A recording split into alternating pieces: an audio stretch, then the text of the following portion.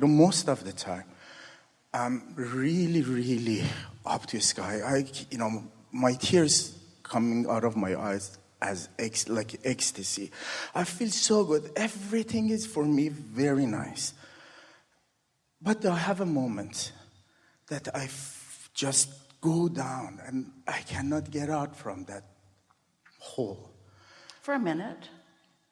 It's most of the time, it's when I'm here and see other people are stuck with their religion, the bogus they are learning from the media, and all of this makes me so sad. I want to offer them this vibration, but I can't. Let's just talk for a little bit about something that will help you feel better right away.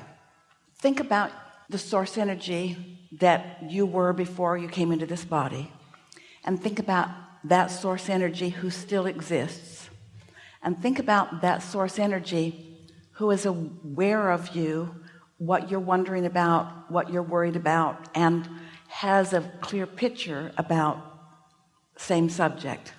And then consider asking on a regular basis, and you'll get better and better at knowing the moments that you can hear, what do you think about this? Inner being within me, source within me, what do you think about this? So ask the question again, just the question about what was it, people not hearing, whatever it is. Ask that question again, even more clearly than you did just now. What's the question? The question is, I want to offer them this higher vibration. But what's the question? I don't know, how can I get out from that hole that I created? So how can they get out of the hole that they've created? That you are attributing to what? It's like a sinkhole for me. But what is it that they're doing that makes you... When they are talking about God, heaven, hell, and they totally miss what they have in here, which is the heaven. So the question is, you're asking your inner being, what's the question? Is their approach to life wrong? Is that your question? It might be because you're wanting to show them what you think is a better way, and isn't that what they're all doing to each other too? Yes, maybe that's... Isn't that the thing that bothers you the most about them, is that they're bothered about the way you're approaching life and everybody else, and everybody's so sure that their religion is the only right way, and isn't that what's really bothering you? And aren't you doing exactly the same thing right now?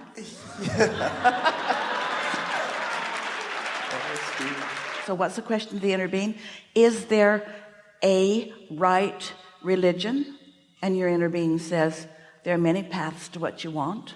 Is your question, how can I keep them from falling in the hole that they're in? Ask the question. My question, how can I have acceptance, space for all of this, and be okay with that? Well, that's the most wonderful question in the world. That's the only question in the world that your inner being can ever answer in a way that you can really hear it right now. So the question is, how can I live and let live? Exactly. Yes. So your inner being says, you live and let live by embracing contrast. You live and let live by understanding that from your differences come new ideas. From your contrast comes new ideas, and new ideas means eternity. New ideas mean new opportunity for everyone. New ideas, not right ideas, by saying, how can I feel good rather than need to be right? Because feeling good is what's right. Not just feeling good about your choices, but feeling good about their choices. But before you can do that, you have to understand that they cannot impose their choices on you. And that's a hard one for people to figure out, because it sure looks like there's a lot of assertion and imposition in your experience. But the law of attraction says that is never the case. That's always a misunderstanding. We've cleared up some misunderstandings already in just this little bit of time that we've been visiting, as we are helping you to understand that you're sort of kind of doing what you're worried about the other one's doing. What's up with that? Why is it? Why is it? When you hear something, and we're not just talking about in this forum, we're talking about in that church, in that synagogue, in that temple, in that place, and in that place. When anybody hears something that they feel resonance with, it's their inner being nodding, this is on your path. This is leading you to where you want to go. When Esther began this work, and she heard so many people telling so many different stories just about their experiences that were similar to this, and Esther said to us, why are they lying? And we said, everyone's not having the same experience. Don't assume that their experience is wrong or that they are lying. Give them the benefit of the doubt by letting them live their life while you live yours, you see. Because the world can get into quite a big mess if anyone decides my way is the right way and I must make the rest of you conform. Because every moment someone new enters this environment from non-physical who knows that is not the truth. The new ones come with such fervor for their freedom and knowledge that it is so, that it takes a lot of control from a lot of those who have been here before them, before they get beaten into submission and not willing to find their own resonance with things. So what we've noticed is that you are feeling some resonance with what you're hearing here. And it's not resonance with Abraham.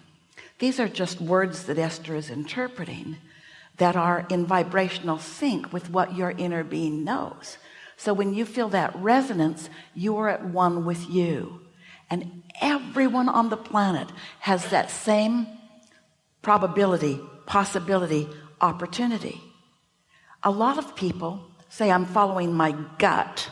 That's a good thing. But anytime anybody is led from a place of anger, they're not following their intuition, they're motivated. And that's the big difference. That's the thing that you want to maybe help people to understand. People offer vibrations that are different from their words, and then they confuse each other. They say words that sound loving and they look loving on their face when instead they're feeling insecure, when they're feeling something else. And so vibrational accuracy is necessary before you even begin to know what you're doing. So you taught me that when my emotion, negative emotion, start to roll, it's like a car that's coming from downhill. Sooner I stop it, easier to stop the momentum. I want to know, how can I apply this to this? These are the words that we were offering here. So let's start at the beginning of this. Abraham, I see intolerant people around the world, sure that they have the right way and seeming to want to impose it on other people. Is that basically what Yes. you're... And I don't feel good about that. What does this mean? When I feel negative emotion, does it mean that I have found a true wrongdoing that I need to rectify in the world? Or when I feel negative emotion, does it mean I'm crossways with the way my inner being is looking at it? Which is it? Second. You haven't found a wrongdoing that needs to be rectified. You've found something that your inner being sees differently. Inner being, what do you see differently in this? Do you see this as a problem? Do you see this as something that needs to be corrected? Or do you see someone living their life, putting rockets of desire in their vortex? Do you see them in a step one moment? And Abraham, inner being, if you see them in a step one moment, does that add to our environment in a positive way? Are they adding to the eternity that we all are involved in living? Is it wrong that they haven't found their way into their alignment yet? Is it wrong for anybody to have a step one moment? Or is it right for everyone to have step one moments? Is it wrong to have a question before you get an answer? Is it wrong to have a problem before you get a solution? Or is this the natural way of things? That's what your inner being's answer to that is. Then you ask something really important. You said, how can I be all right with our differences? And we say, by getting back to the basics, by understanding that you want freedom to choose, Do you just want it for yourself, or do you want it for everyone? And if everyone has freedom to choose, then aren't there going to be a lot of choices that you might not agree with? But isn't it okay if there are choices that you don't agree with, if law of attraction is answering those choices with manifestations? No one else is choosing for you unless you don't like their choice and you push against it, and then you're choosing the choice that you don't want and blaming it on them. That's what happens. I don't like what you're choosing. Well, the reason you feel bad is because right in that moment that you don't like what they're choosing, you're choosing it too, but your inner being isn't. So you've caused separation between you and your inner being. That's too strong of a word. You're never separated, but you've pinched yourself off from your inner being, and now you're extra mad at them because you wouldn't have been doing that if they hadn't been doing that. So they need to stop doing that, so I won't do this because I'm too weak. We're just playing with you. Because I haven't yet figured out that I want to follow the path of my love to the things that this life has shown me that I want. We know it's not easy. There are things that are going on. Esther has strong feelings about immigration because she wants to be a person of the world. She doesn't want there to be reasons to hold anyone away. But it doesn't mean that she doesn't understand why some people are feeling that way. If they're shortage consciousness, if they think there aren't enough jobs, or there's not enough space, or too many are coming, it's easy to understand why people are pushing against that. And Esther can hardly stand that so many people, she just can't figure it out for the life of her, why people just don't open their arms and say, come on in, we'll figure it out. But Esther's standing in a place understanding that everything can be figured out. If you're not in a place where you know that everything can be figured out, that might look like a problem. It might look like an avalanche of problems. And so everybody's standing in a different place of perceiving. But the best that you can do, the true answer to your question, the best that you can do for others, for this world, for yourself, is to demonstrate what alignment looks like. Because when they find alignment, they'll be happy. You know, there isn't anything that anybody wants ever that is for any reason other than they believe that if they get that, they will feel better. So what is it they really want? They want to feel better.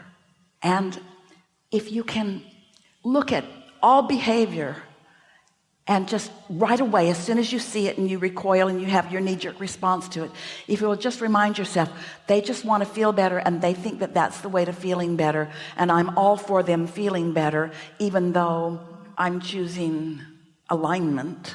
You can't make anybody do anything because you can't attract for them. All you can do is attract for you. And when you decide that feeling good is what really matters, and you take their behavior out of the equation and you show yourself you can, that's what you're begging for here. How can I stop living conditional love? How can I stop needing the conditions to be different so that I can feel better? How can I feel better anyway? And we say, by using the power of your mind to focus on where you're going rather than where you are. Because this is old news. What you are living right now in terms of manifestation, rules and laws and behaviors of people and people and people and people, what you're living right now is old news. It's already manifested. The gums lost all its flavor on that subject. In other words, that is old news. You know where it's at?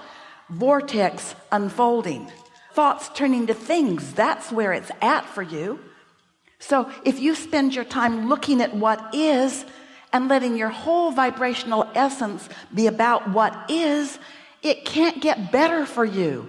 Oh, it's getting better, but it can't get better for you because you're stuck in what you don't want, and you're not in the position of being an aware, conscious witness to the manifestation of the improvement. Oh,